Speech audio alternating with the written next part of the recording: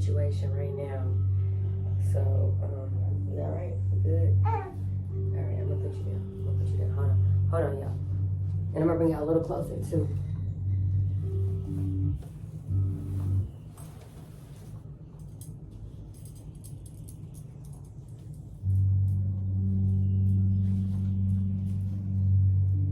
Here. No, you want no more? Okay. 90 is so funny, y'all.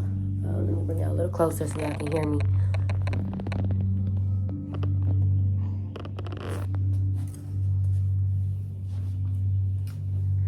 All right, good morning. I'm fresh out the shower, so I look a little oily, so don't pay me no attention. Where's my phone? Well, obviously I don't need it because my phone's been living on Do Not Disturb most of the time these days. But, hey y'all, what's up? It's Nani Sinclair here. It's giving, I don't know, I feel like I look like Erica Badu a little bit, but I'm definitely giving Nani Sinclair, so hopefully you can download that in your brain. But I love Miss Erica Badu though. Anyway, yeah, good morning. Now I wanted to say good morning to y'all too, as y'all can hear, and he may interject throughout this video today. But today is Saturday, April 20th, 8:37 a.m. Eastern Standard Time. And how I'm feeling? I'm feeling good, y'all. I'm feeling so good. I just turned 30 this past Wednesday. I've been meaning to get this video over to y'all 2 or 3 days ago, but it's okay because, you know, I'm getting better. We're being consistent. We're making 2024 very intentional. And yeah, my baby comes first in my mind. So I don't do anything until I feel centered enough to do it. As y'all can hear, I have my chakra sound bowls on, and I don't know, I just think it's vital to have that going when you get your morning started.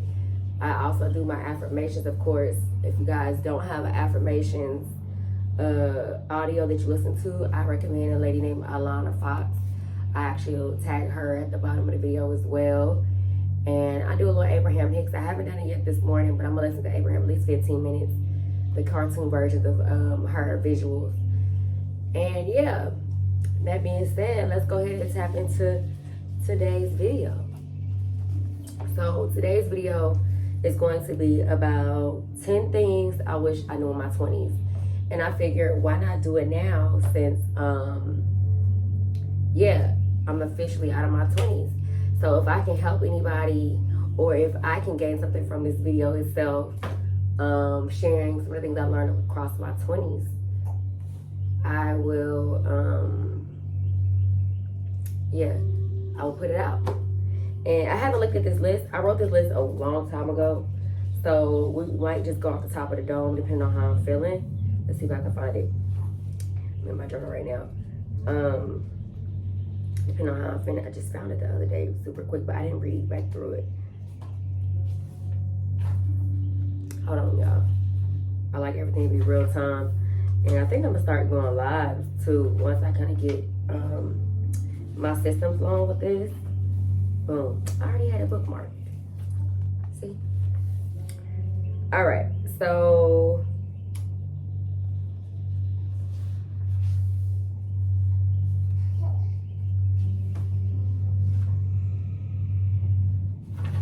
crop this part of the video because this shows what I have for my 20s. Oh, boom, it is here. Okay, so I think the most important thing that I learned in my 20s, and I got the door open right here too, that's why you're hearing all the nature, which is good though, but it's cool. One of the most important things I think I've gained the most out of my 20s is don't worry about what other people think. Do not worry about what other people think. And I say that because nobody has the vision for your life. Nobody has a vision sometimes even for their own lives, especially in their early 20s. So I don't think you should take advice from other people when it comes to how you're gonna move or pivot through your world. So yeah, number one, definitely don't worry about what other people think, because at the end of the day, people don't know. They just don't know. They don't know where they're going. They don't know where you're going. And they also don't know what the message God has for you. So, yeah, fuck them. Do you. You know what I'm saying? The second thing is, and this can't apply to everyone, but I will say this. Do not rush to get outside. And I say it like this. Stay with your guardian as long as you can. Whether it's your mom, your dad, your grandma, auntie, sister, cousin, whoever. If that's the person that's been helping you out financially or giving you a roof over your head, stay with them as long as you can. And I know sometimes it's hard because people have their own issues that they're going through and they kind of sometimes project it onto us. But it's okay. I mean, go to the park. Listen to some sound bowls and take your little sound bath. There's so much on YouTube that you can have access to. So take yourself out of the physical world and create your mental world within your atmosphere so you can elevate higher. And also too, so you can have that financial security while you're saving and building for whatever you're trying to, build. So yeah, that's number 2. Number 3, plan your exit intentionally after college. So of course I know all of my followers or my viewers are not going to college, but this is really kind of dedicated towards my college kids.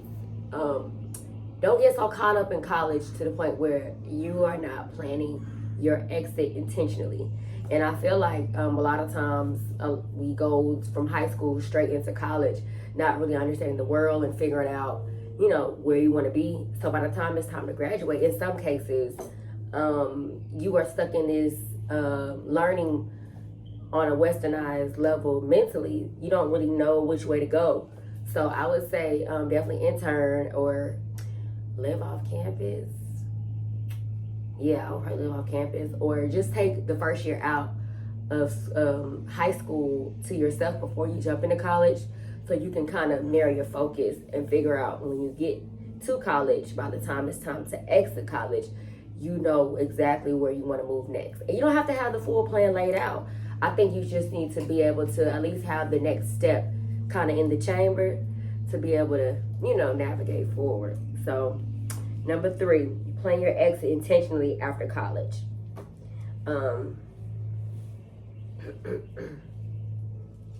Number 4, work on your credit.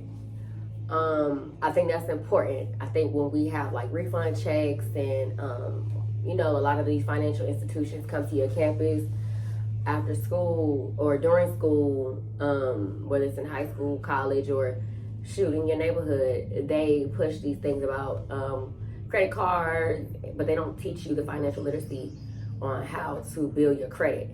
And I think that credit is actually more important than cash.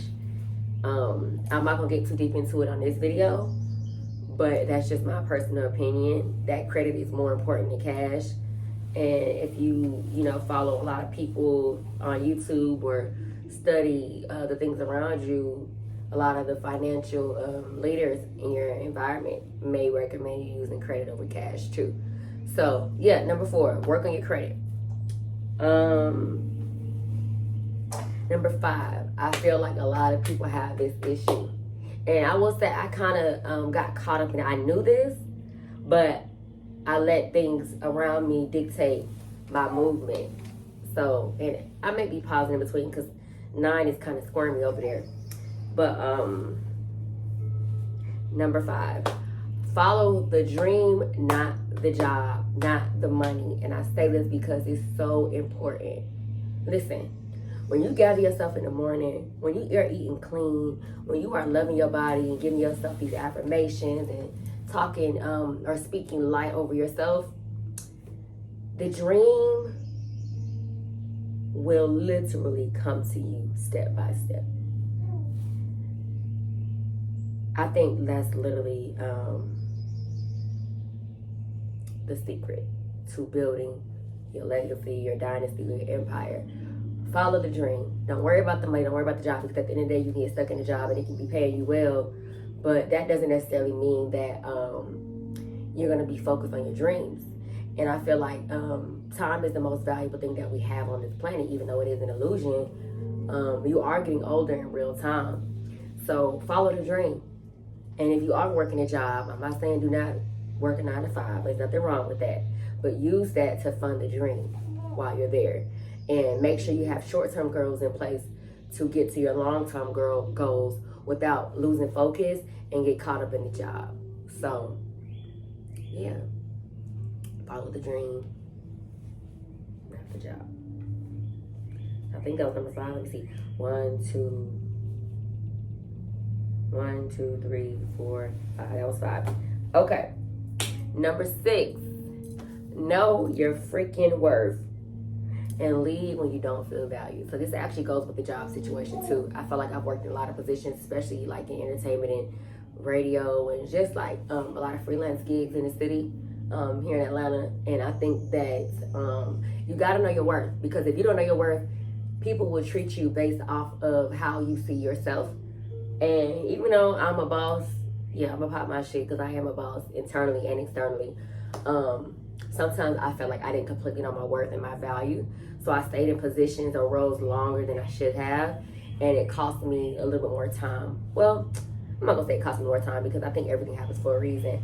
But yeah, know your worth. I think that's self-explanatory. Know your worth. And I feel like if you're doing the things, like I said, in the morning and at night to like pour into yourself, and you're reading and you're doing these self-help books and listening to affirmations and running and exercising, doing all these beautiful things and eating healthy, I think your worth is going to kind of show or exude off of you externally. And people are not going to play with you. They're not going to even try to play with you, because at the end of the day, you're going to carry yourself accordingly to the point where they feel uncomfortable even trying you in that way. So, yeah, know your worth. Number 7. While you're working, no matter what field it is, save 10% at least. Save 10% at least of each and every paycheck or each and every time you receive from anybody. I think that's important. It just made me think about it too. Also, 10% of your earnings should be going to tithes and offerings. Tithes and offerings. I know everybody doesn't go to church, but in some way, shape, or form, 10% of your earnings needs to go back out to the community. Whether it's giving it to the church, or buying something for the kids up the street, or giving food to the homeless. In some way, shape, or form, what you put out, you get back. And I feel like that's a universal law. So, save 10% of your paychecks.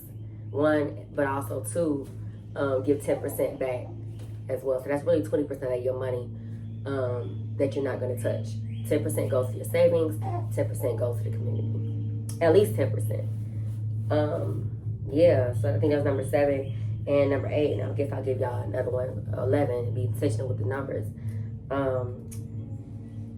Number 9, just start, like my baby say. He talks to me all the time, but just start where you at. Like, start with what you have. It doesn't matter. You don't have to have a lot of accolades or a lot of equipment. Like, literally, I'm recording this video specifically on my phone.